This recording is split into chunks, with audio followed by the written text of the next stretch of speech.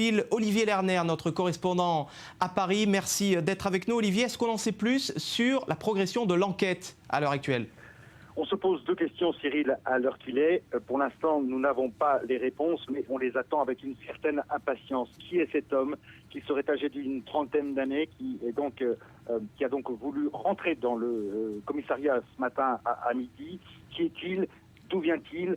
Quels sont ses réseaux, s'il en a? Était-il un terroriste en puissance caché dans Paris depuis plusieurs semaines? On aura peut-être ces questions dans l'après-midi par la bouche de Bernard Cazeneuve. C'est lui qui va tout à l'heure venir sur place et nous informer. La deuxième question que l'on se pose, Cyril, c'est cet homme était-il seul?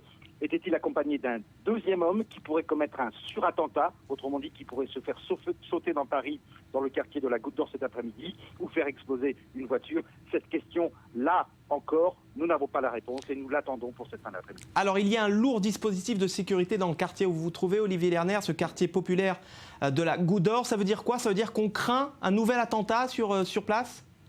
Alors, on le craint, oui.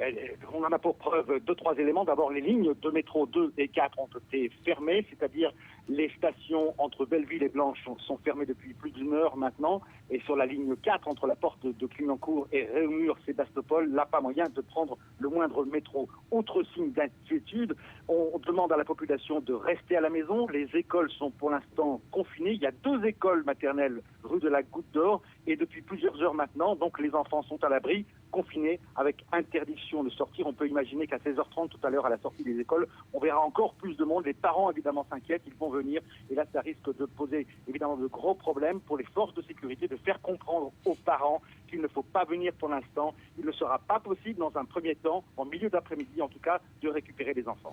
Alors, Olivier Lerner, on sait que l'assaillant ne portait pas de papier au moment de l'attaque. Comment va-t-on pouvoir connaître l'identité de ce terroriste ? Reste l'ADN, Cyril. Évidemment, les enquêteurs, les experts scientifiques sont à l'œuvre déjà depuis plus d'une heure maintenant.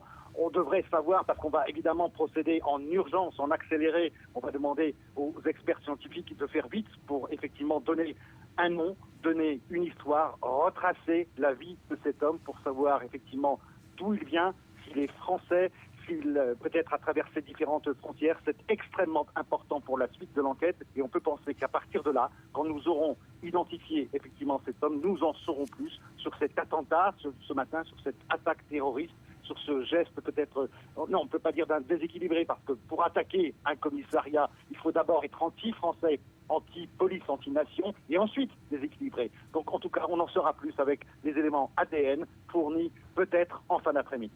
Olivier Lerner, correspondant à Paris pour I24. Merci.